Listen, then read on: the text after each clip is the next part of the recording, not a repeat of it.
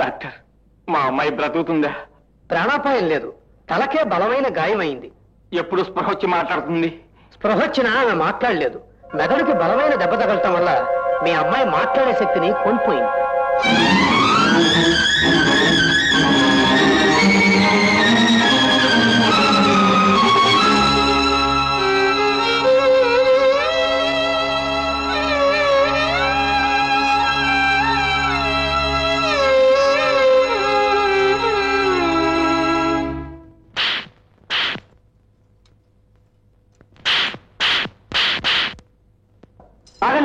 కారణం తెలుసుకోకుండా ఇష్టం వచ్చినట్టు కొట్టకండి.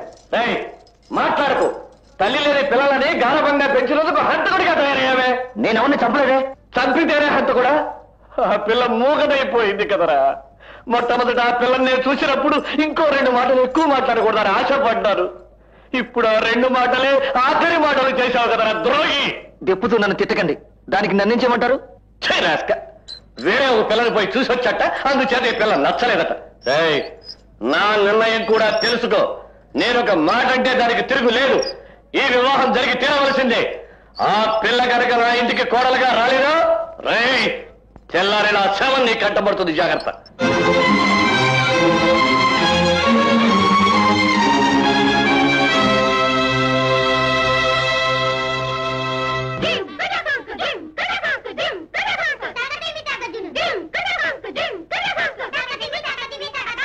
నా పాట వింటావా?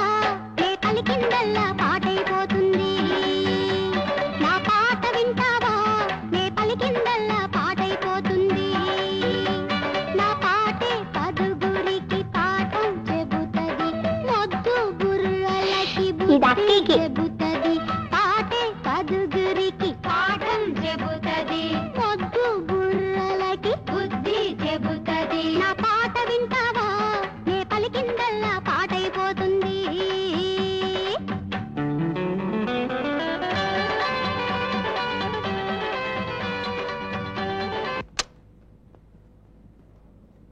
జ్యూస్ అందరం తాగేవలే. నీకోసం తెచ్చిన రొట్లన్నీ వీళ్ళందరూ తినేశారు. ఇంటికా? నువ్వు మళ్ళీ మాలా అయ్యే వరకు మేమంతా ఇక్కడే ఉండిపోతాం.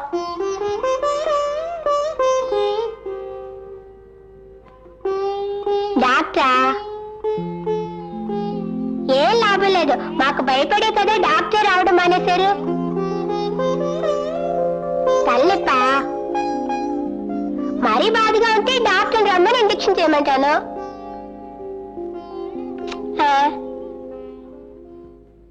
నరసమ్మ, 4 రోజుల క్రితం ఒక అమ్మాయి నూతులో దూకి తలకి గాయం కావడం వల్ల ఇక్కడ అడ్మిట్ చేయబడింది.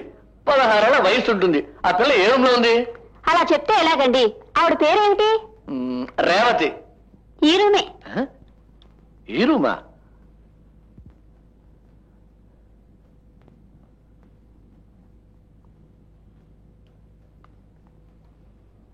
తల్లి, కులాసాగా ఉన్నావమ్మా?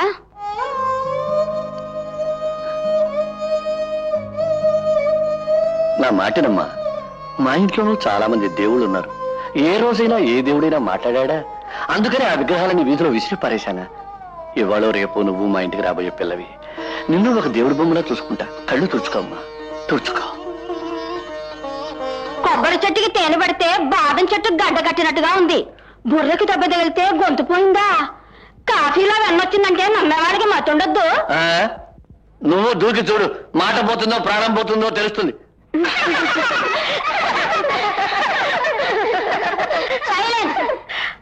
ఇది హాస్పిటల్ లేక సంత? అందరూ చుట్టాలని వచ్చేస్తారా?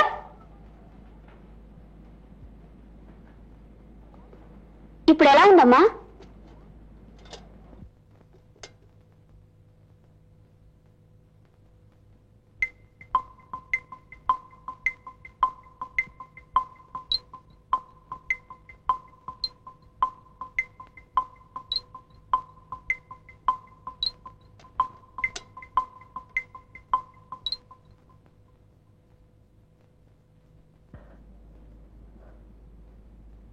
ఏమ్మా, ఇక మేము బయలుదేరుతామమ్మా. నీ ఒళ్ళు బాగా చూసుకోమ్మా. మాస్టర్ వస్తే నేను వచ్చి వెళ్ళినట్టుగా చెప్పు. క్షమించమ్మా. అమ్మా నేను వెళ్ళొస్తానమ్మా.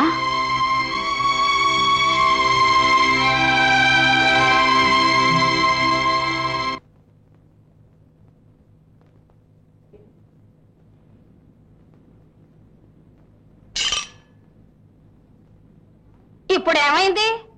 పిల్లకి మాటేగా పోయింది. 2 రోజులు సైకిల్ చేస్తే దానికి అర్థం అవుతుంది. ముసల్దానా, ఎద్దు పుండు కాకి ముద్దన్నట్టు ఊరికి అదే కిరికే ఉంటే చంపేస్తాను. మాటిచ్చి వచ్చాడే మనువాడమన్నాడే, కథ మారిపోయిందే కంచికెళ్ళిపోయిందే. ఏమ్మా, ఎందుకు ఆ పాట పాడి వాడి ప్రాణం తీస్తున్నావు? నీ పాట వినే కదా ఎప్పుడూ మా నాన్న కాశీకి పోయిన వరకు ఇంటికి రాలేదు. చేతూ పెట్టలా నీకు పాట ఒకటి. అది పోనీ చిన్నాడు భోజనానికి ఇంటికి వచ్చాడా లేదా? రాలేదు. ఆపకుండా పాడుతూ కూడా వస్తాడు. నువ్వు అడిగింది నేను ఇవ్వాలా? ఉన్నదంతా మా అన్నయ్య పెళ్లిగా ఖర్చు పెడితే నా పెళ్లికి ముచ్చదు కదా.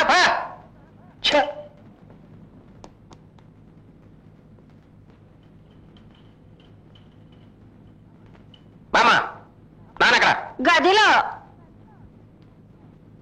నానా, అందరికీ అడ్వాన్సులు ఇచ్చేశాను, బట్టలు కొన్నాను. ఆ ఆచార్యుడు నన్ను చంపుతాడు, పావు కాసంటాడు, అరకాసంటాడు, నాకేం బోధపడదు. మనమే చైనా ఉంగరము షాపుకి వెళ్ళి కొంటే పోలా. మంగళసూత్రాలు 2 కొన్నా. ముందు ముందు ఉపయోగపడుతుందనే. ఇప్పుడు తెలియదు, బంగారం ధర పెరుగుతూనే ఉంది. చస్తే ఒప్పుకోరు. పందిరేయడానికి కూలి అడిగితే ఇల్లు కట్టే రేట్ చెప్తున్నారు అన్న. అందుకే తాటకులను నరికించాను. ఆడవాళ్ళు పేరుస్తున్నారు, కూలి డబ్బులు మాత్రం మనవి. ఓ మంచి ఐడియా వేశానన్న. పెళ్లి భోజనాలు మన థియేటర్లోనే పెట్టిస్తా. ఏమంటే సత్రవతి ఎక్కువగా ఉంది. ఓ రోజు కలెక్షన్ పోతుంది, లాభ నష్టాలు చూస్తే అలా పెళ్లి కదా. నాన్న ఐడియా ఎలా ఉంది? ఇప్పుడే నీకు జ్ఞానరేఖ తొంగి చూస్తోంది. గట్టిగా పట్టుకో. ఇదిగో లోపల పెట్టరా.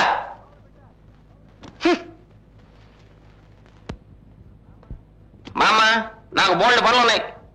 ఇది నేను తింటాను, వాడికి వేరే పెట్టు. రై, ఇది నీకు బాగుందిరా? బాలేదా? నేను ఇంకా తినలేదే. ఆవుగా తీసుకురావేపా. రై, నీకు ఒళ్ళు పలిసిపోయిందిరా. చెప్పేది సరిగా చెప్పు, నాకు ఈ పెద్ద మాటలు అర్థమై చావు. ఏరా, లవ్వు కండగా ఉండి పెళ్లి కట్టుబడుతున్నారా ద్రోహి? చూడు బ్రదర్, లవ్ సక్సెస్ అయితే ఆనందంగా ఆహ్వానించాలి, లేదా కట్ చేసుకుని పోవాలి. అర్థం పర్థం లేకుండా మాట్లాడకరా. ఎన్ని రోజులు ఆ పిల్లతో మెలిగాను. ఇప్పుడు ఆ పిల్లని చేసుకోనంటే ఆ పిల్ల మనసు ఎంత బాధపడుతుంది. చేసుకొని పోను అనగానే నూతిలో దూకి మూగదైపోయింది ఆ పిల్ల కంటే. ఇంకొకటి కోసం చూసే ఈ పిల్ల నీకు ముఖ్యం కదరా. రై, ఆ పిల్ల మరెవరి కోసం ఎదురు చూడలేదురా, నా కోసమే చూస్తుంది.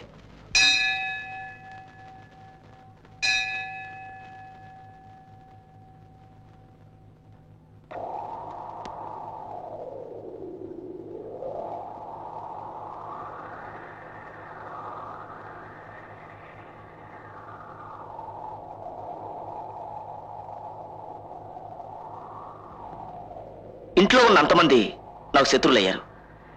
ఇక పైన వాళ్ళని ఒప్పించడం నాకు చేత కాదు. అందుకే నిర్ణయానికి వచ్చాను. నేను రేపే మా ఇంట్లో నుంచి వచ్చేయాలనుకున్నా. మీ వాళ్ళతో మాట్లాడి తప్పకుండా మన పెళ్లికి ఒప్పుకోమంటాను. వాళ్ళు ఒప్పుకున్నట్టయితే ఉండదే ఉంది గుడి. దానికి నేను సిద్ధంగా లేని. ఏ ఈ ఆలోచన ఆ పిల్ల మోగదవడానికి ముందు చెప్పుంటే కొంచెం ఆలోచించుండేదాన్నేమో. కానీ ఇప్పుడు నేను ఖచ్చితంగా నా నిర్ణయం చెప్తున్నాను. మీరే అమ్మాయిని పెళ్లాడాలి. ఇప్పుడు నువ్వు మరో కదూ. నా వంటి ఒక పిల్లకి వివాహం కాలేదంటే అది ఆమె చేసిన పాపం అంటారు. కానీ ఆ పిల్లని మీరు చేసుకోలేదంటే అది మీరు చేసిన పాపమే. ముందు మీ పాపానికి ప్రాయశ్చిత్తం చేసుకోండి. ఓహో, మరో పెళ్లి కొడుకు కోసం అమ్మగారు రెడీగా ఉన్నారా? అది నా సొంత విషయం. అది పరావాళ్ళతో మాట్లాడడం నాకు ఇష్టం లేదు.